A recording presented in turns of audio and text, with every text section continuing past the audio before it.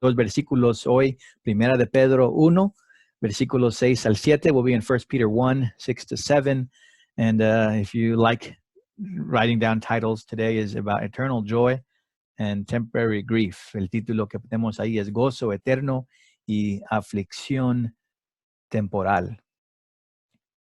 The song we just sang, I'm sure it's familiar to a lot of you, but the end of it is a reminder that our Lord's going to return for us one day.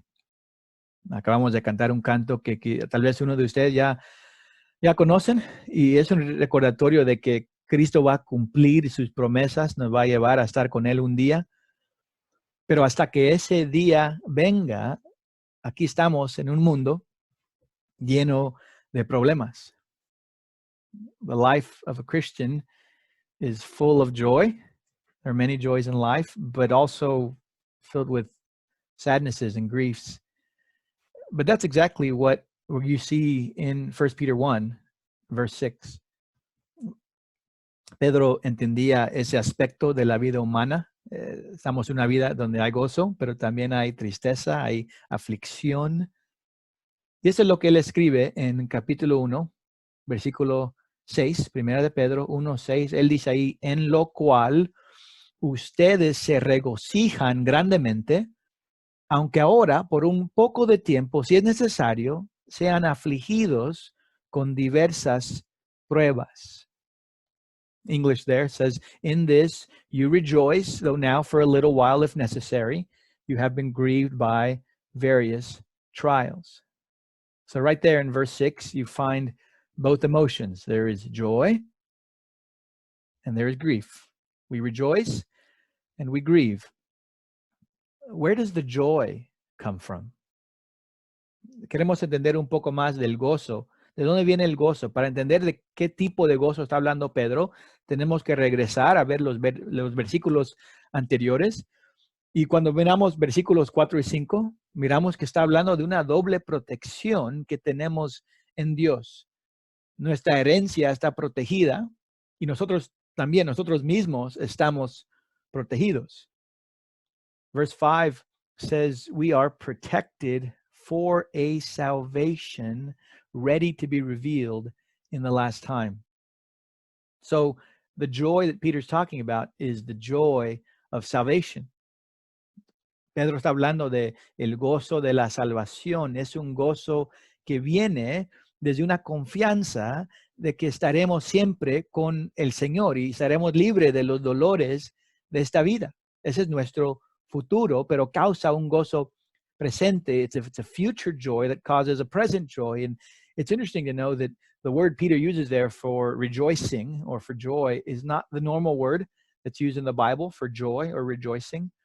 This is actually a much stronger word, and maybe that lines up with Peter, who was had a stronger emotional guy.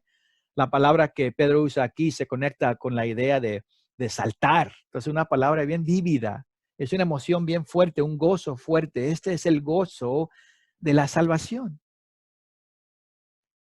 But in contrast to that joy, we have affliction. And Peter just sums up what the affliction is from. He said that affliction comes because of various trials. And that covers anything difficult that we're going to face in this life. Those are the categories. Peter, on the one hand, is talking about the joy of salvation, and he's talking about the grief of trials. Las dos categorías que Pedro está describiendo en este versículo es el gozo de la salvación y la aflicción de las pruebas. Y pensando en esas dos categorías, creo que nuestra reacción inmediata a veces es pensar que eso se oponen. Son como dos equipos que andan batallando. Uno quiere conquistar al otro. What's important to understand, though, is that for Peter, these are not competing categories. Peter wants his readers and his original hearers to understand this lesson. The joy of salvation and the grief of trials are not competing. They're not battling. They're on the same team. Pedro quiere que sepamos que el gozo de nuestra salvación y la aflicción de nuestras pruebas no se oponen. Están trabajando juntos. Y la pregunta entonces es, pues, ¿cómo pasa eso? How can we say that? How are these two categories, which again sound like opposites, how are they working together? Why are we saying that they're on the same team? Esa respuesta viene en versículo 7. Versículo 7 nos dice el propósito de las pruebas. Eso es lo que Pedro está enfatizando. En versículo 7 él dice ahí que estas pruebas han venido, dice ahí, para que la prueba de la fe de ustedes, más preciosa que el oro que perece, aunque probado por fuego, sea hallado que resulta en alabanza, gloria y honor en la revelación de Jesucristo. Verse 7 tells us the purpose. Verse 7 tells us that the trials come so that the tested genuineness of your faith, more precious than gold, which is perishable, though it's tested by fire, may be found to result in praise and glory and honor at the revelation of Jesus Christ. Yo creo que muchos de nosotros entendemos esa idea de que las pruebas fortalecen nuestra fe. Obviamente, sí es cierto, el libro de Santiago nos dice, pero aquí el punto de Pedro es diferente. No estoy diciendo que él está en un desacuerdo con Jacobo, quien escribió Santiago. Estoy diciendo que el intento de Pedro es diferente aquí. Él está enfatizando algo diferente, no solamente que las pruebas fortalecen nuestra fe. Peter's message here is not that trials strengthen our faith. That is true, but his point is that trials confirm our faith. Trials show that our faith is real. That's the result of the trials that Peter's emphasizing. Estas pruebas nos llevan a una prueba de la fe. Las pruebas verifican nuestra fe. Y el ejemplo que Pedro da aquí es el ejemplo de oro y fuego. El oro simboliza nuestra fe y el fuego simboliza las pruebas. Uno puede usar fuego para refinar oro, pero también podemos usar fuego para verificar o probar si algo verdaderamente es oro o no.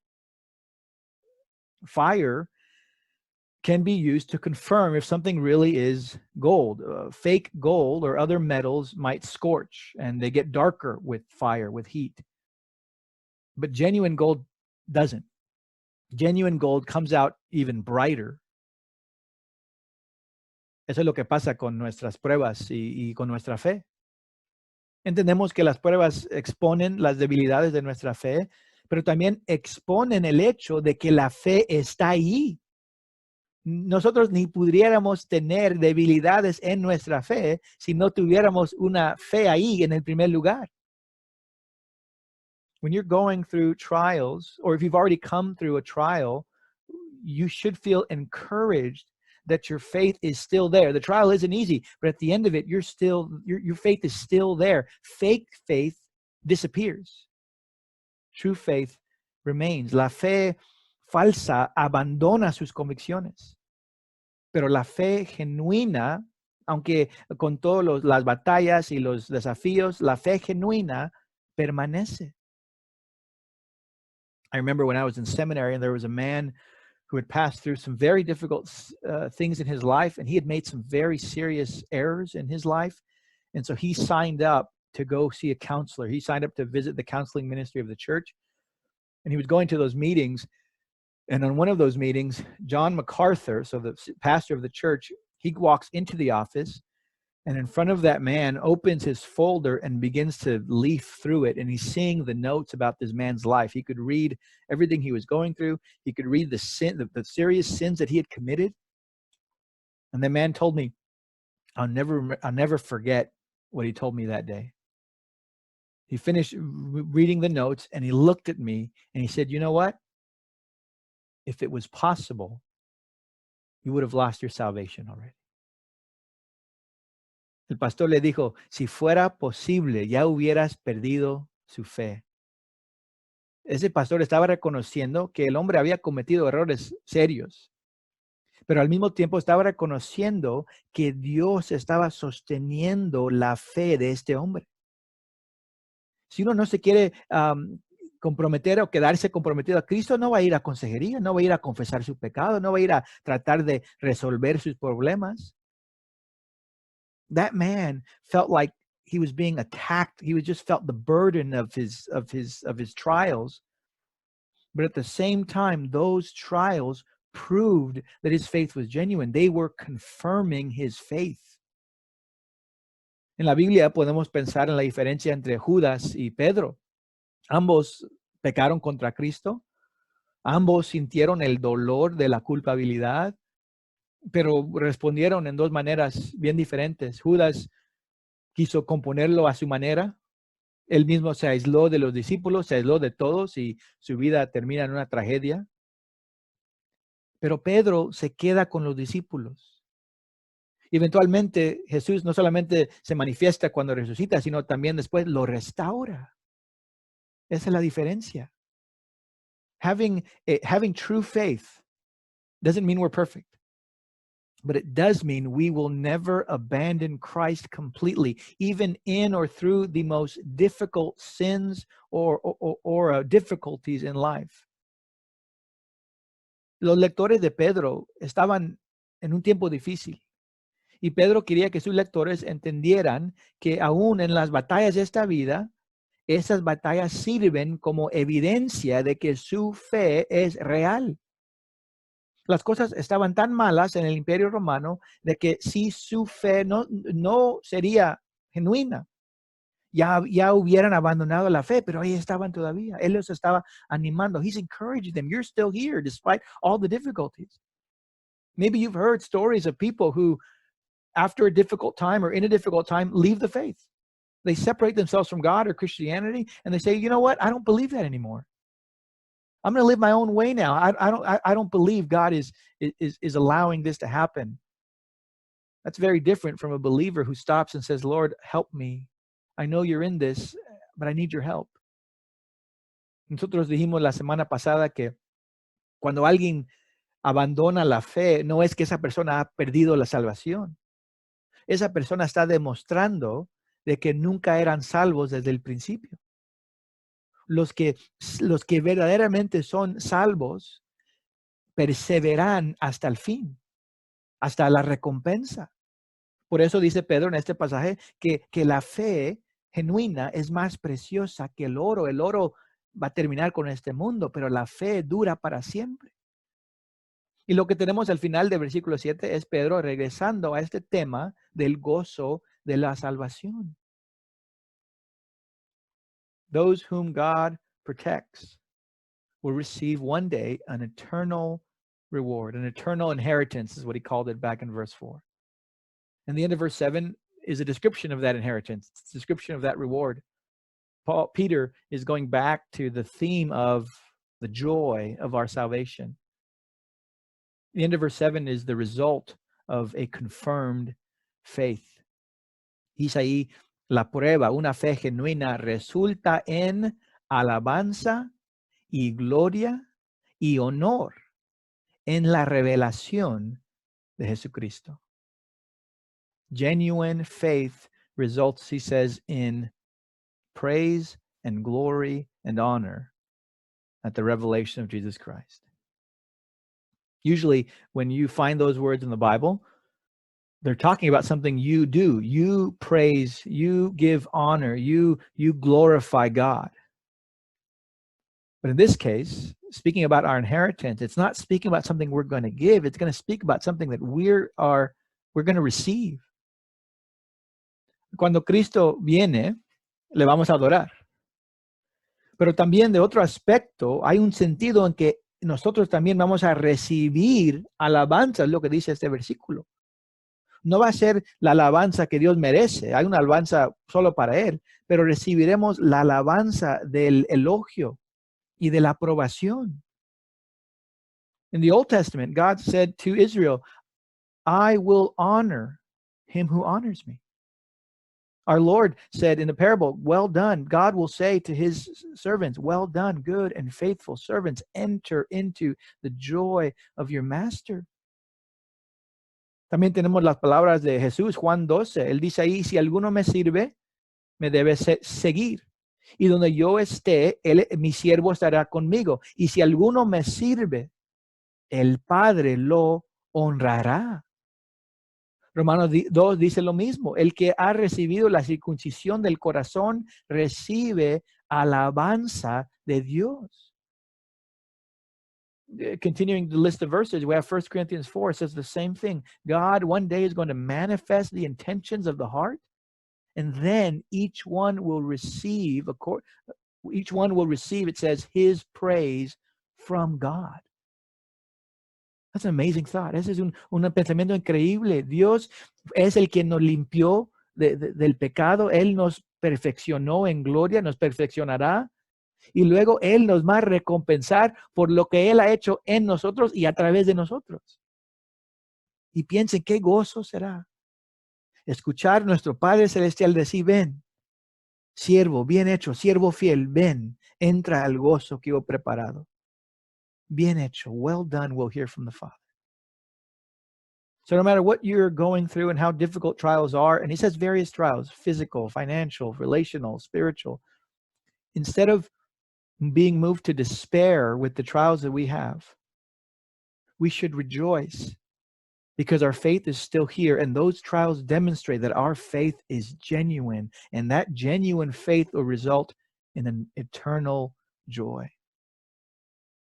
Trials, even though they bring affliction, even though they bring grief, they increase our joy. Pensando en el gozo de la salvación y en la aflicción de nuestras pruebas, solo quiero cerrar con dos pasajes que Pablo usa para implementar estos principios, y creo que muchos de ustedes ya entienden estos versículos, ya conocen estos versículos. Paul says in Romans 8:18, I consider that the sufferings of this present time are not worthy to be compared with the glory that is to be revealed to us. You can't compare those. Más tarde en 2 de Corintios 4, 17 al 18, él continúa, dice, pues esta aflicción leve y pasajera nos produce un eterno peso de gloria que sobrepasa toda comparación. Al no poner nuestra vista en las cosas que se ven, sino en las que no se ven. Porque las cosas que se ven son temporales, pero las cosas que no se ven son eternas. Pedimos que Dios nos ayude a poner la vista en lo que no podemos ver. We pray that we would honor God as our Lord by focusing on the eternal. Let's pray together. Oremos. Padre, tú conoces más de nuestras debilidades y pruebas que nosotros conocemos. Tú conoces nuestros temores, nuestras batallas. Tú conoces nuestros fracasos. Pero nos demuestras misericordia. Nos demuestras compasión. Our faith, Lord, is so weak, but you are faithful. You're the one who sustains us. You already know whose faith is genuine because you put it there. But you use trials to show us, to show it to ourselves that our faith is genuine. Trials hurt, Lord. Griefs hurt. But we're grateful for this reminder that they serve a greater purpose.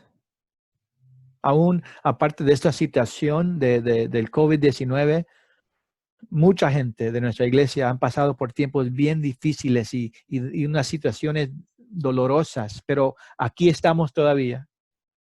Tú nos ayudaste, nos trajiste aquí y todavía confiamos en ti. Nosotros no te hemos abandonado porque tú no nos has abandonado. Nuestra fe permanece porque tú eres un Dios fiel. We praise you, Lord, for your faithfulness. And we ask that you would help us place our eyes on the things that are eternal.